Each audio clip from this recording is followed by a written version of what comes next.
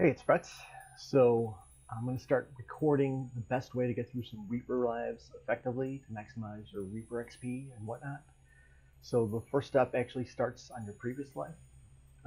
First thing you want to do is make sure that any consumables you buy, scrolls, potions, etc., you get are not bound to account or character. So don't use the guild vendors.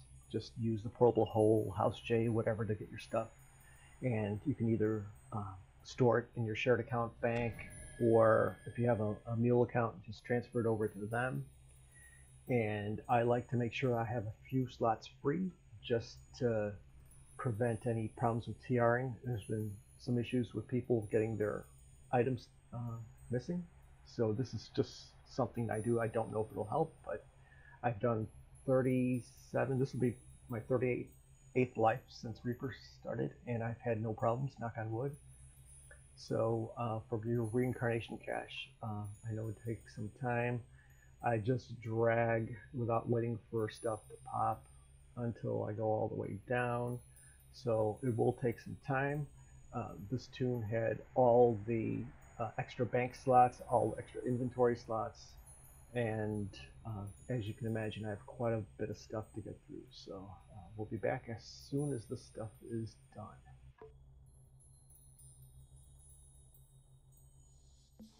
Alright, so everything's out of the reincarnation cache in the reincarnation grove right now, and very straightforward here. Put in your heart. Everything is okay. Type in the name of your tune.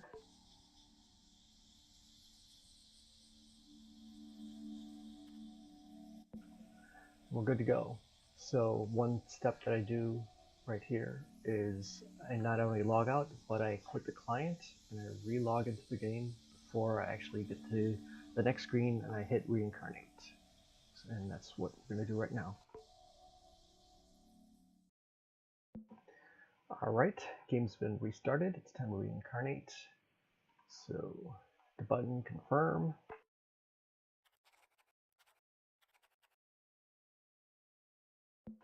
There we go. Okay, so surprise, surprise, this is going to be a warlock. And we're going to go Dragonborn. This is a non-racial TR. It's my final life. I've already done this. In fact, this was my first racial TR. So now all the boring stuff. So when you're doing this for a racial, as a warlock, this is going to be Necro DC spec. So you want to max con, you want to max charisma. If any of these skills are under 8, I like to bring them to 8. And then any extra, go to int. So when you're doing those half-orc lives and warforged lives, just bring up anything that's below 8 up to 8. Dump everything into int, max con, max charisma. Alright, so for skills, UMD, and we want concentration.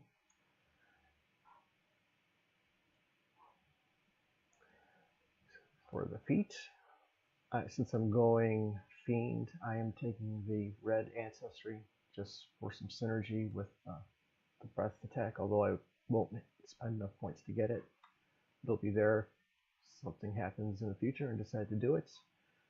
And for the selectable feat, quicken spell, because lots of things need to be quickened.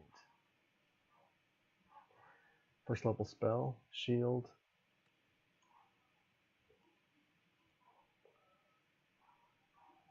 Looks like everything's okay. Appearance, of course, this is your chance to customize.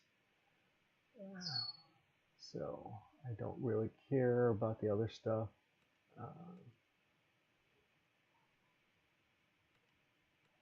Don't do a lot of, I've only done 3 Dragonborn lives before, so not really familiar with all the fancy stuff. Well, you do want to look good, so if you find something you like, just stick with it. And let's see.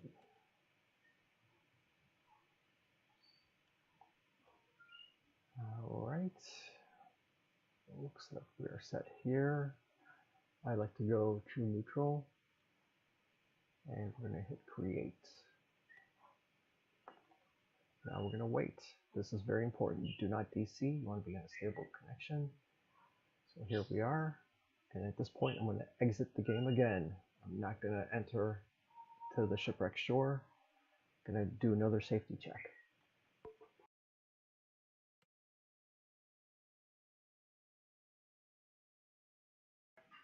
All right, so we have loaded the game again. I'm going to enter. And hopefully we're going to get a burdened message, maybe 2 of them, as soon as we load in. Hopefully we'll see our old armor kit and all. And here are the burdened icons. We're going to wait for them to clear. This is all the stuff that was in your inventory being put into that TR cache. So we're going to wait a few seconds. Everything's clear, so we're going to talk to Jeets, and we're going to skip Korthos. Your reward, of course, does not matter. Stepping out of the grotto, you find yourself in Korthos village. The Sahuagin have threatened this place for generations. And we're going to head to the guild ship. The Sahuagin are winning. However, some hopeful souls still hold out for help to arrive.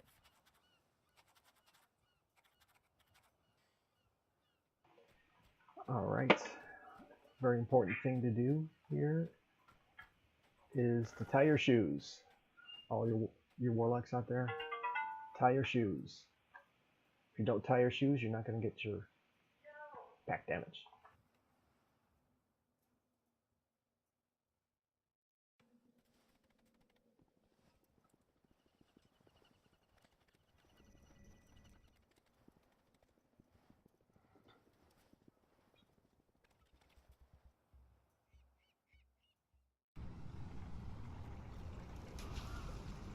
Alright, so we're going to get our buffs, head downstairs and start pulling stuff out of the TR cache.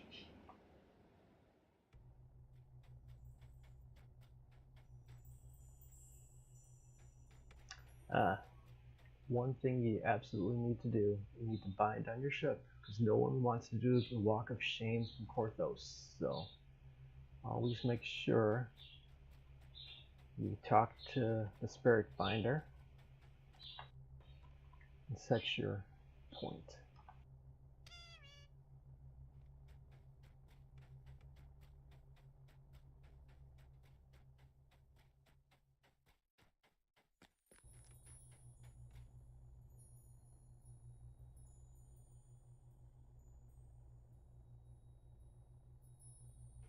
Alright, so the bank load. So notice up here I have 3 tabs. That's because I've bought the extra space from the bank. And we're going to use this to our advantage right now. So what I do is I go through my entire TR cache. And I'm going to put stuff that's of a certain level in certain slots. So I reserve the first slot for items that are from 1 to 9, second slot from 10 to 14, and the last slot from 15 up.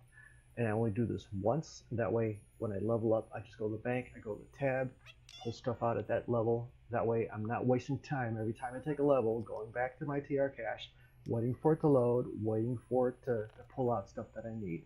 So that's what you want to do. You want to make sure that you fill these according to level, and that way, as you level up, you get the things that you need at that time. Alright, so everything's been taken out of my TR cache. There are 3 tabs, separated by level. Tab 1 goes up to level 10. Tab 2 is the middle levels from 10 to 14. Tab 3 is all the high levels. So every time I take a level, I open my bank to the appropriate tab. I look to see what item does not have that X, and I know I'm ready for it. I take it out, I'm ready to go. So that way, after leveling up, I don't have to go through my TR cache every time, taking that delay and dragging stuff out and putting it on my inventory or in my bank. So next thing we're going to do is to make sure we have enough XP to get through life, and it's going to be 24 hours that I use. So I still have 5 hours of my last life. I'm going to drink a few pots. I'm going to bring that up to at least 24. goes over fine. Not, oh well. So there, 23. So that's close enough for now. Since this is my last life, I don't care about that end. I just need to make sure I keep up with the rest of my group. So 23 should be fine.